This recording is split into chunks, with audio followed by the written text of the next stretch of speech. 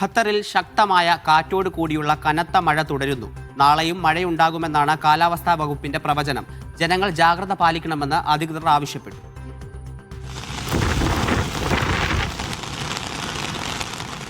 തലസ്ഥാനമായ Doha, ഖത്താറ, Lusail, വ്യവസായ നഗരമായ റാസ് ലഫാൻ, ബർസാൻ, അൽ ഷഹൈമിയ, അൽ ജമൈലിയ തുടങ്ങിയ സ്ഥലങ്ങളിലെല്ലാം ഇന്ന് ശക്തമായ മഴ ലഭിച്ചു.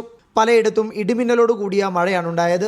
വൈകിട്ട് ശക്തമായ പൊടിക്കാറ്റും അനുഭവപ്പെട്ടു. രാജ്യത്തുടനീളം അസ്ഥിരമായ കാലാവസ്ഥ തുടരുമെന്ന് അധികൃതർ അറിയിച്ചു. ബുധനാഴ്ച റാസ് ലഫാനിലാണ് ഏറ്റവും കൂടുതൽ മഴ ലഭിച്ചത്, 45.4 മില്ലിമീറ്റർ. ബർസാനിൽ 34.5 മില്ലിമീറ്ററും റൗദത്ത് അൽ ഫറസിൽ 28.3 മില്ലിമീറ്ററും മഴ രേഖപ്പെടുത്തി.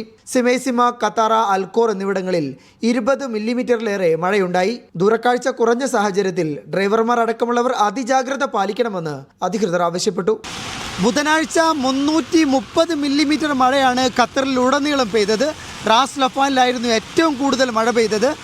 ഇന്നും നല്ല മഴയാണ്, പ്രത്യേകിച്ചും വൈകുന്നേരവും അതുപോലെ രാത്രിയുമാണ് മഴ കൂടുതലുള്ളത്. ദോഹയിൽ നിന്ന് അബ്ബാസ് മുഹമ്മദ്, മീഡിയ 1.